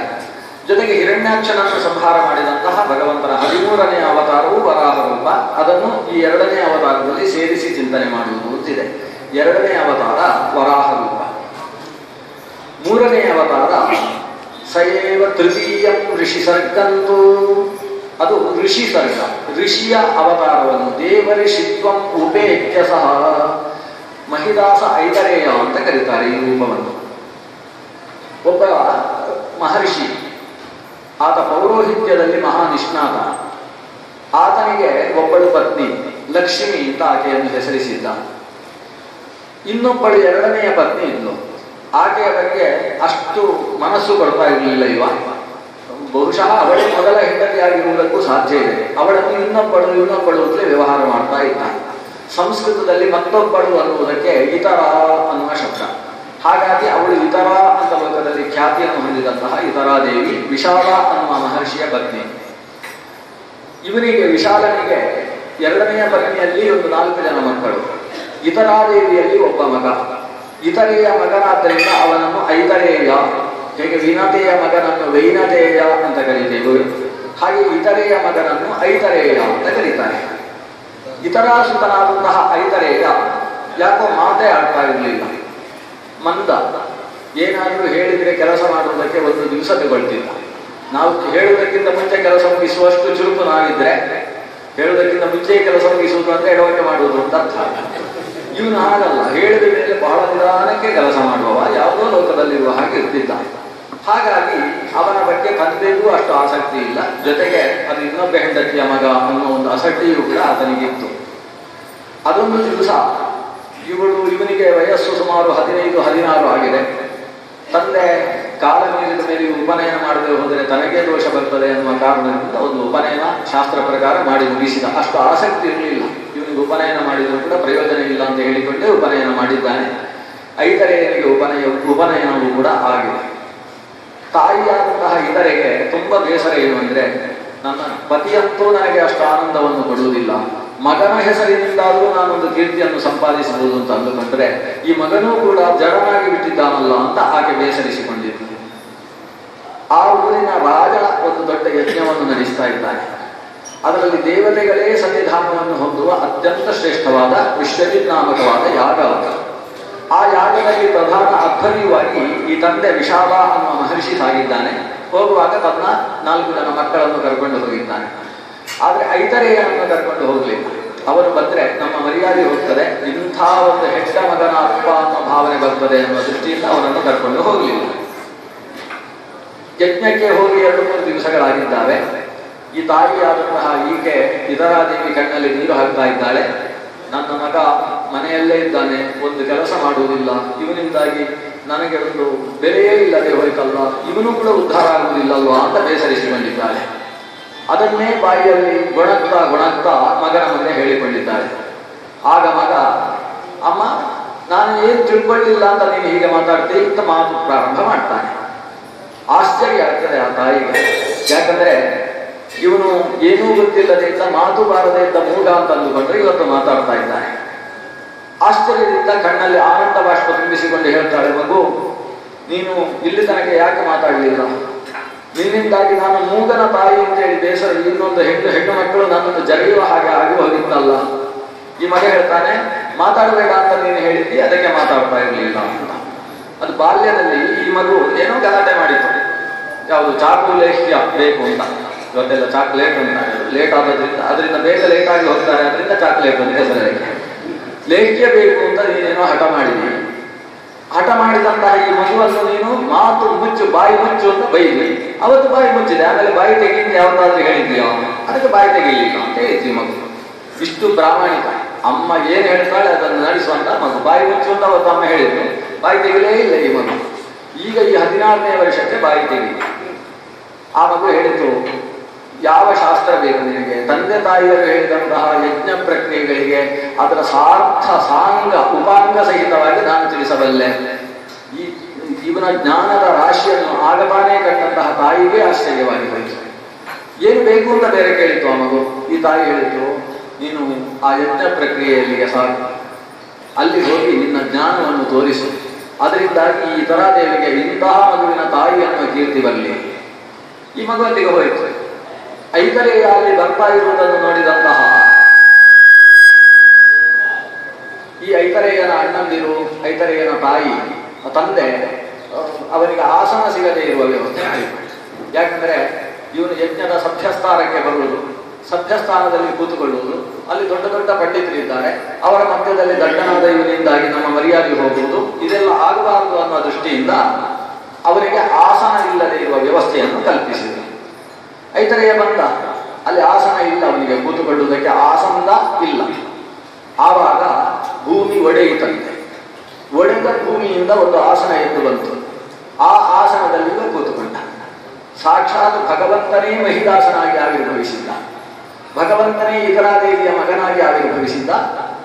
ಅದು ಮಹಿಯಿಂದ ದತ್ತವಾದ ಆಸನದಲ್ಲಿ ಕುಳಿತ. ಮಹಿ ದ ಆಸ, ಆದ್ರಿಂದ ಈ ಐತರೆಯನಿಗೆ ಮಹಿದಾಸ ಅಂತ ಹೆಸರಾಯಿತು. ಮಹಿ ಅಂದ್ರೆ ಭೂಮಿ, ದ ಅಂದ್ರೆ ಕೊಡಲ್ಪಟ್ಟದ್ದು, ಆಸ ಅಂದ್ರೆ ಉಪವೇಶ. ಅದರಿಂದ ಮಹಿದತ್ತವಾದ ಆಸನದಲ್ಲಿ ಆಸೀನನಾದ್ದರಿಂದ ಇವನನ್ನು ಐತರೆಯ ಮಹಿದಾಸ ಅಂತ ವ್ಯವಹಾರ ಮಾಡಿದರು. ಆ ಆಸನದಲ್ಲಿ ಕೂತಂತಹ ಇವನ ಪರಜ್ಯೋತಿ ಸ್ವರೂಪವನ್ನು ನೋಡಿದಂತಹ ರಾಜಾಧಿರಾಜರುಗಳು, ದೇವತೆಗಳು ಎಲ್ಲರೂ ಅವನ ಮುಂದೆ ಚಕ್ಕಳ ಮಕ್ಕಳ ಹಾಕಿ ಕೂತುಕೊಂಡರು. ಸಾಕ್ಷಾತ್ ಲಕ್ಷ್ಮೀದೇವಿಯೇ ಬಂದು ಉಪಚರಿಸಿದರು. ಸಾಕ್ಷಾತ್ ಚತುರ್ಮುಖ ಬ್ರಹ್ಮದೇವ ಪಕ್ಕದಲ್ಲಿ ಶಿಷ್ಯನ ಹಾಗೆ ಕೈ ಮುಗಿದು ನಿಂತ, ಕೈಯ ಮುಗಿದ ಮುಖ್ಯ ಪ್ರಾಣ ಅಂತ ಎದುರುಗಡೆ ಕೂತಿದ್ದಾನೆ. ಆ ಸ್ಥಿತಿಯಲ್ಲಿ ಲಕ್ಷ್ಮೀದೇವಿಯನ್ನು ನಿಮಿತ್ತವಾಗಿಸಿಕೊಂಡು ಈ ಭಗವಂತ ಮಹಾವಿಭೂತಿ ಶ್ರುತಿಯನ್ನು ಉಪದೇಶ ಮಾಡ್ತಾನೆ. ಆ ಮಹಾವಿಭೂತಿ ಶ್ರುತಿಗೆ ಐತರೇಯ ಉಪನಿಷತ್ತು ಅಂತ ಹೆಸರು. ಹೀಗೆ ಉಪನಿಷತ್ತನ್ನು ಲೋಕಕ್ಕೆ ಕೊಟ್ಟಂತಹ ಭಗವಂತನ ಸರ್ವೋತ್ಕೃಷ್ಟವಾದಂತಹ ರೂಪ ಅದು ಮಹಿದಾಸ ಐತರೇಯ. ತೃತೀಯಂ ಋಷಿ ಸರ್ಕಂಬೈ ದೇವಋಷಿತ್ವಂ ಉಪೇತ್ಯ ಸಹ. ಇಂತಹ ದೇವಋಷಿ ಐತರೇಯ ರೂಪದಿಂದ ಭಗವಂತ ಲೋಕಕ್ಕೆ ಸಾತ್ವತ ಜ್ಞಾನವನ್ನು ಕೊಟ್ಟಿರತಕ್ಕಂತಹ ಮೂರನೆಯ ರೂಪ ಮಹಿದಾಸ ಐತರೇಯ ಅನ್ನುವ ಭಗವಂತನ ಅವತಾರ. ಚತುರ್ಥ ಐತರೇಯ ಆದ ಮೇಲೆ ದತ್ತಾತ್ರೇಯ ಅನ್ನುವ ರೂಪ. ಚತುರ್ಥಂ ಅತ್ರೇ ಅಪತ್ಯತ್ವಂ. ಅತ್ರಿ ಅನಸೂಯೆಯರ ಮಗನಾಗಿ ಆತ್ರೇಯ ದತ್ತನಾಗಿ ಲೋಕಕ್ಕೆ ಜ್ಞಾನವನ್ನು ಕೊಟ್ಟಂತಹ ರೂಪ. ಯೋಗಶಾಸ್ತ್ರವನ್ನು ಪ್ರಸಾರ ಮಾಡಿರತಕ್ಕಂತಹ ರೂಪ. ಐದನೆಯದು ಕಪಿಲ. ಪಂಚಮ ಕಪಿಲೋ ನಾಮ. ಕಪಿಲ ರೂಪದಿಂದ ತಾಯಿಯಾದಂತಹ ದೇವಹೂತಿ ದೇವಿಗೇನೆ ಮೋಕ್ಷದ ಮಾರ್ಗ ಹೇಗೆ ಅನ್ನುವುದನ್ನು ತಿಳಿಸಿಕೊಟ್ಟಂತಹ ಸಾಂಖ್ಯೋಪದೇಶಕವಾದ ಭಗವಂತನ ರೂಪ. ಹೀಗೆ ಯೋಗ ಮಾರ್ಗ ಪ್ರವರ್ತಕನಾದ ದತ್ತಾತ್ರೇಯ, ಸಾಂಖ್ಯ ಮಾರ್ಗ ಪ್ರವರ್ತಕನಾದಂತಹ ಕಪಿಲ ಮಹರ್ಷಿ. ಇದರ ಜೊತೆಗೆ ಇನ್ನೊಂದು ಭಗವಂತನ ರೂಪ ಇದೆ. ಈಗ ನಾವು ಏನು ದಶಾವತಾರ ಅಂತ ಕರೀತಾ ಇದ್ದೇವೆ, ಆ ದಶಾವತಾರ ರೂಪಗಳೆಲ್ಲ 10ನೇ ಅವತಾರದ ನಂತರ ಬರತಕ್ಕಂಥದ್ದು. ಇದರ ಮಧ್ಯದಲ್ಲಿ ಕೆಲವು ಆವೇಶ ಅವತಾರಗಳು ಇದ್ದಾರೆ. ಅದರಲ್ಲಿ ನರ ನಾರಾಯಣವು ಋಷಿ. ನರ ಅನ್ನುವ ಭಗವಂತನ ಆವೇಶ ರೂಪ, ಜೊತೆಗೆ ನಾರಾಯಣ ಅನ್ನುವ ಭಗವಂತನ ಸಾಕ್ಷಾತ್ ರೂಪ. ಇದರ ಮೂಲಕ ಲೋಕಕ್ಕೆ ತಪಸ್ಸು ಮಾಡುವುದು ಹೇಗೆ ಅನ್ನುವುದನ್ನು ಭಗವಂತ ತೋರಿಸಿಕೊಟ್ಟ. ತಪಸ್ಸು ಮಾಡುವುದು ಸಾಕ್ಷಾತ್ ದೇವರೇ ತನ್ನನ್ನು ತಾನು ಸ್ವಾತ್ಮಮಾನಂ ದಧ್ಯವು ಅಂತ ತನ್ನನ್ನು ತಾನೇ ಧ್ಯಾನ ಮಾಡಿದ. ತನ್ನನ್ನು ತಾನು ಧ್ಯಾನ ಮಾಡಿ ತಪಸ್ಸು ಮಾಡುವುದರ ಉದ್ದೇಶ ಏನು, ತಪಸ್ಸು ಹೇಗೆ ಮಾಡಬೇಕು ಅಂತ ಲೋಕಕ್ಕೆ ತೋರಿಸಿಕೊಡುವಂಥದ್ದು. ನಾರಾಯಣ ನರರು ಇವತ್ತಿನ ಬದರಿ ಕ್ಷೇತ್ರ ನರನಾರಾಯಣ ಪರ್ವತ ಅಂತ ಅದನ್ನು ಕರೀತಾ ಇದ್ದೇವೆ. ಅಲ್ಲಿ ಇವತ್ತು ಬದರಿಯಲ್ಲಿ ನಾರಾಯಣ ಅಂತ ನಾವು ಕರೆಯುವುದು ಭಗವಂತನ ಮೂಲ ರೂಪ ಅಲ್ಲ, ಈ ಅವತಾರ ರೂಪ. ಪದ್ಮಾಸನ ಹಾಕಿ ಯೋಗ ಪಟ್ಟಿಗೆಯನ್ನು ಹಾಕಿಕೊಂಡು ಕುಳಿತಂತಹ ಭಗವಂತನ ನಾರಾಯಣ ಅನ್ನೋ ತಪಸ್ವಿ ರೂಪವನ್ನು ನಾವು ಬದರಿಯಲ್ಲಿ ಉಪಾಸನೆ ಮಾಡೋಣ.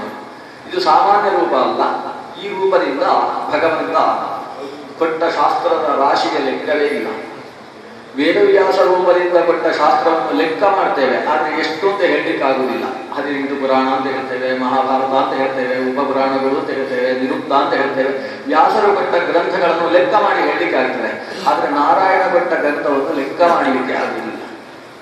ಪಂಚರಾತ್ರಸ್ಯ ಕೃಷ್ಣಸ್ಯ ಭಕ್ತ ನಾರಾಯಣ ಸ್ವಯಂ.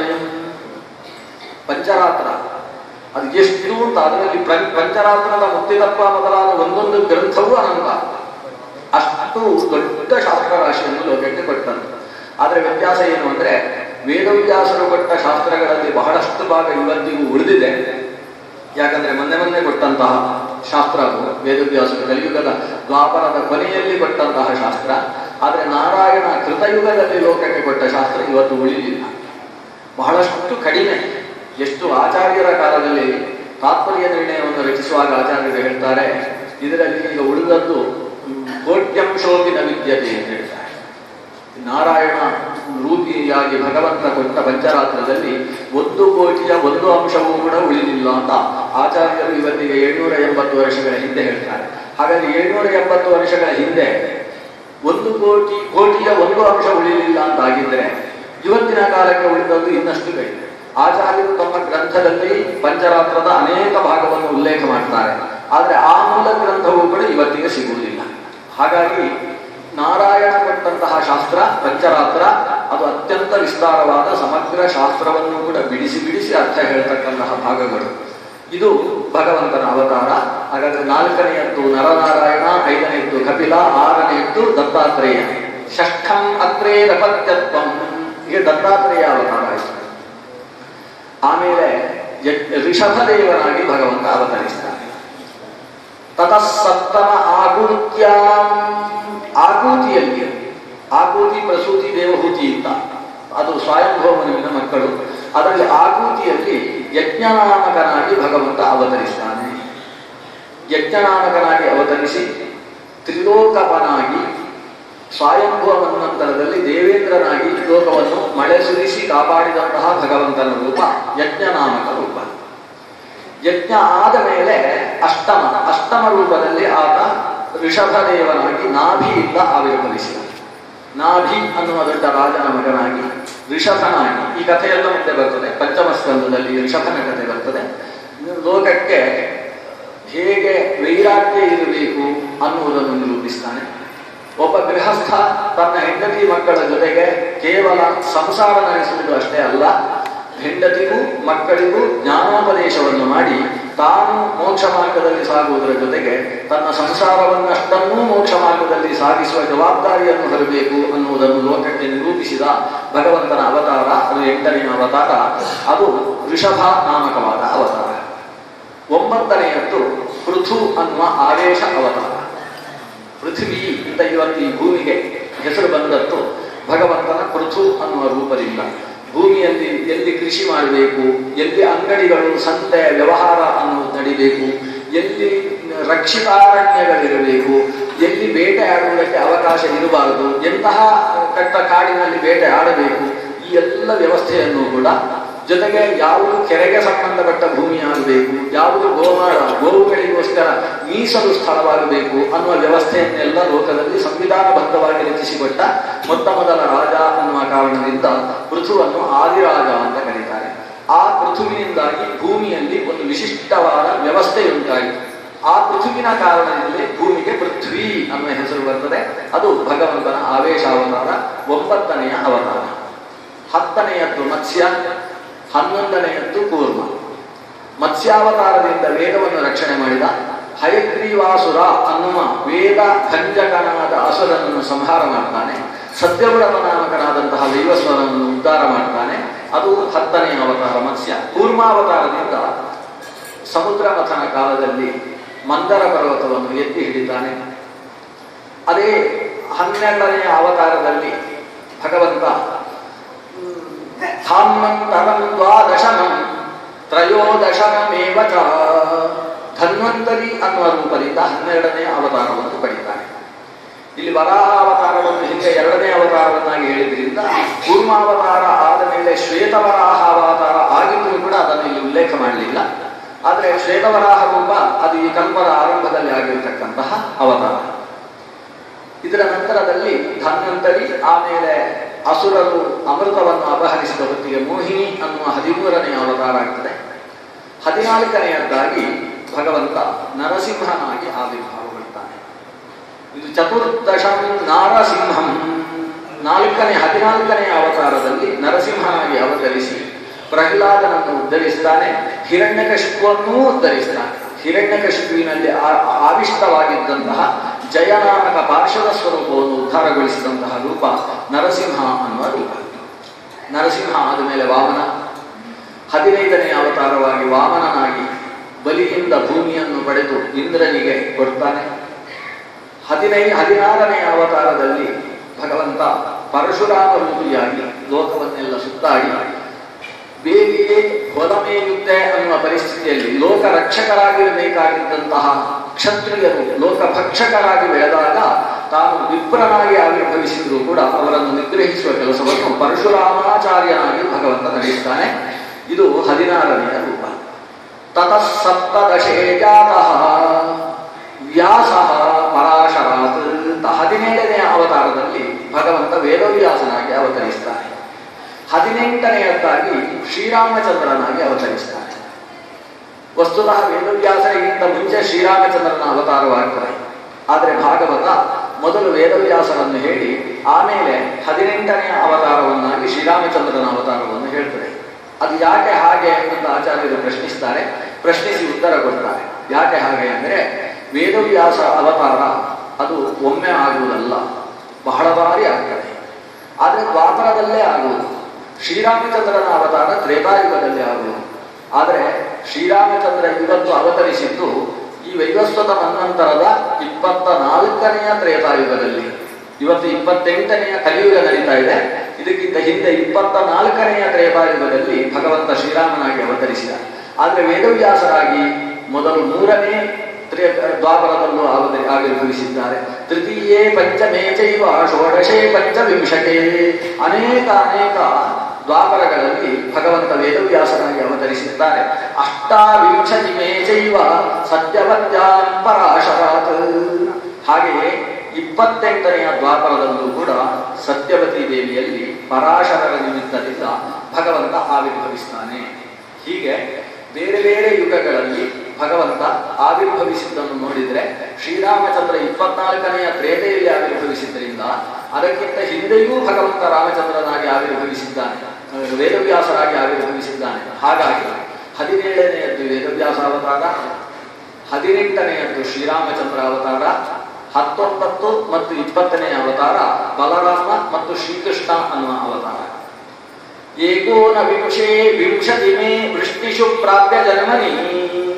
ಏಕೋನವಿಂಶ ಮತ್ತು ವಿಂಶ ಅಂದರೆ 19 ಮತ್ತು 20ನೇ ಅವತಾರವಾಗಿ ವೃಷ್ಟಿ ವಂಶದಲ್ಲಿ ಅರ್ಥಾತ್ ಯದು ವಂಶದಲ್ಲಿ ರಾಮಕೃಷ್ಣಾವಿಧಿ ಖ್ಯಾತ ಬಲರಾಮ ಮತ್ತು ಕೃಷ್ಣ ಅನ್ನುವ ಸ್ವರೂಪದಿಂದ ಆವಿರ್ಭವಿಸ್ತಾನೆ.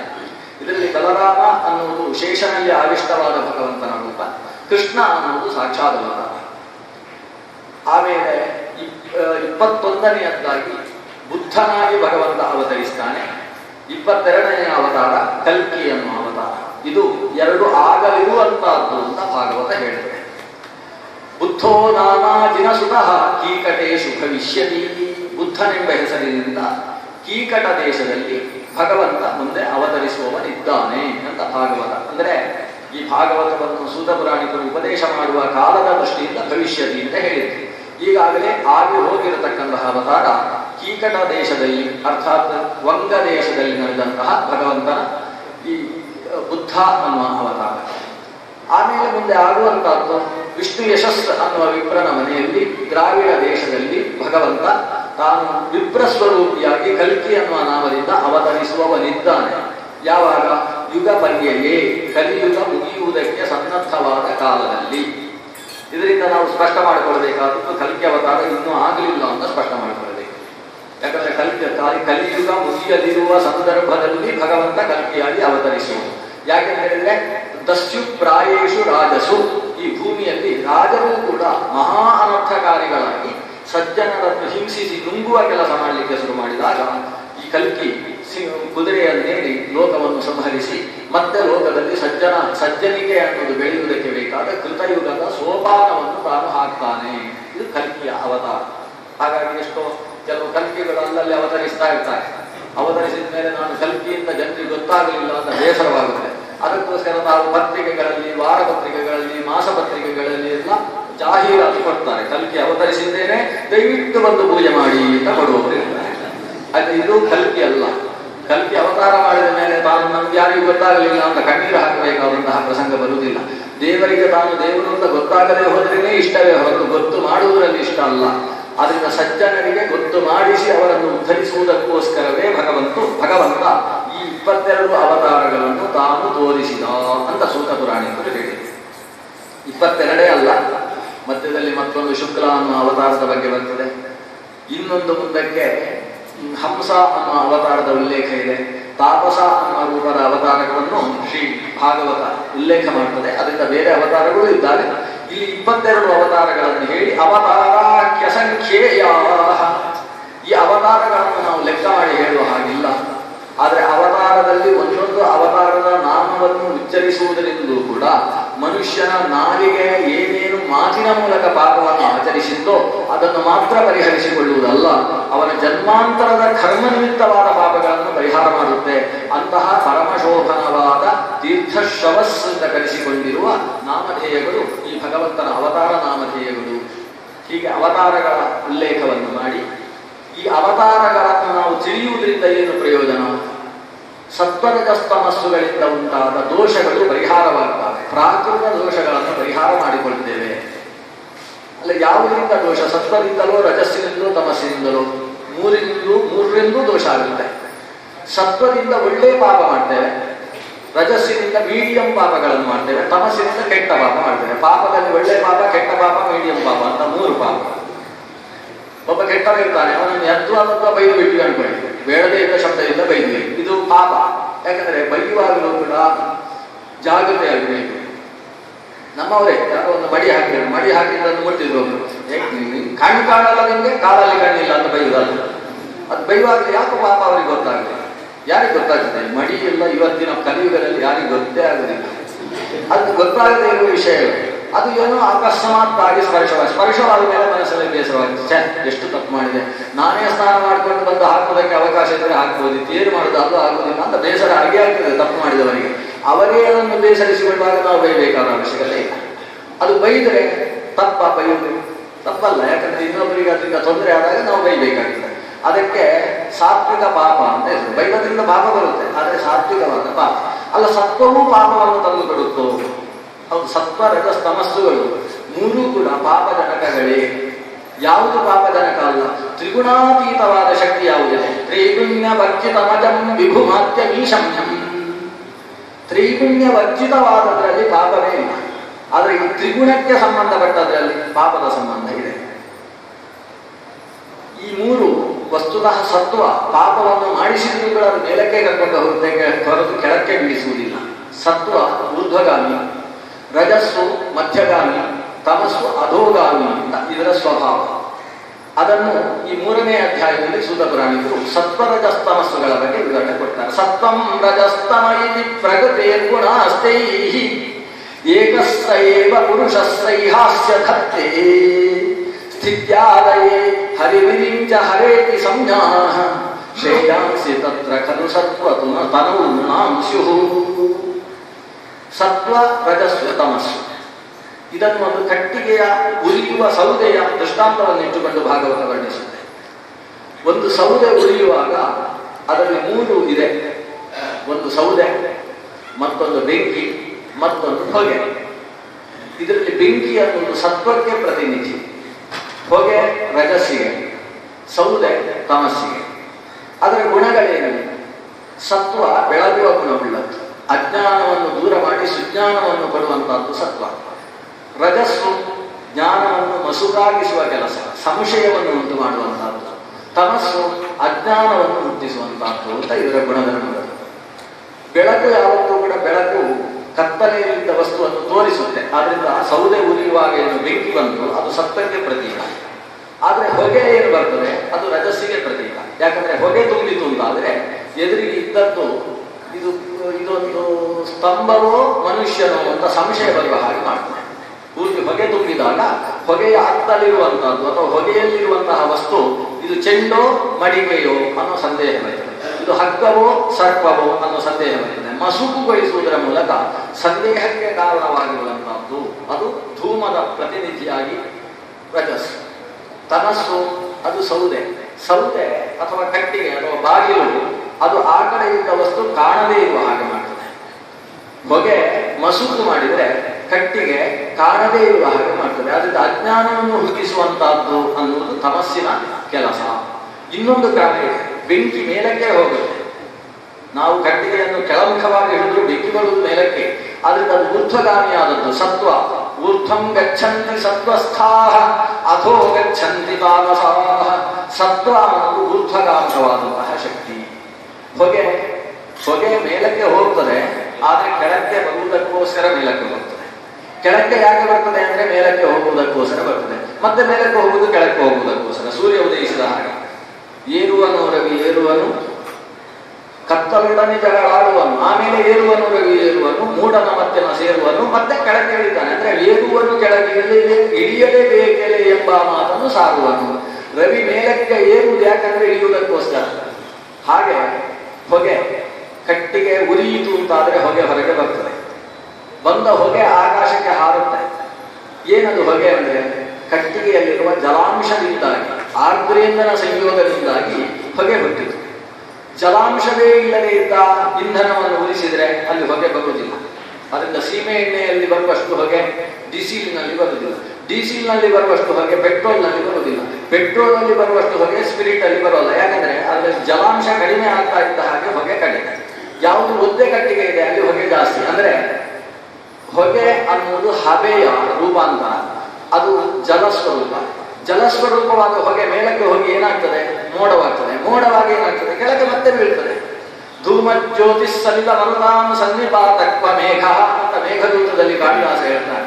ಈ ಧೂಮ ಅದು ಮೇಘವಾಗಿ ಆಮೇಲೆ ಭೂಮಿಗೆ ಬೀಳುತ್ತೆ. ಭೂಮಿಗೆ ಬಿಟ್ಟು ಮತ್ತೆ ಬೇಸಿಗೆ ಕಾಲದಲ್ಲಿ ಆವಿಯಾಗಿ ಮೇಲಕ್ಕೆ ಹೋಗುತ್ತೆ, ಮೇಲಕ್ಕೆ ಹೋಗುತ್ತೆ, ಕೆಳಕ್ಕೆ ಬರುತ್ತೆ ಅಂತ. ಇದು ರಜಸ್ಸಿನ ಸ್ವಭಾವ. ರಜೋಗುಣ ಭೂಯಿಷ್ಠರಾದವರು ಸ್ವರ್ಗಕ್ಕೆ ಹೋಗ್ತಾರೆ, ಭೂಮಿಗೆ ಬೀಳ್ತಾರೆ, ನರಕಕ್ಕೆ ಬರ್ತಾರೆ ನಿತ್ಯ ಸಂಸಾರಿಗಳಾಗಿ. ಮೇಲೆ ಕೆಳಗೆ ಅನ್ನೋದು ರಜಸ್ಸಿನ ಸ್ವಭಾವ. ತಮಸ್ಸಿನ ಸ್ವಭಾವ ಏನು?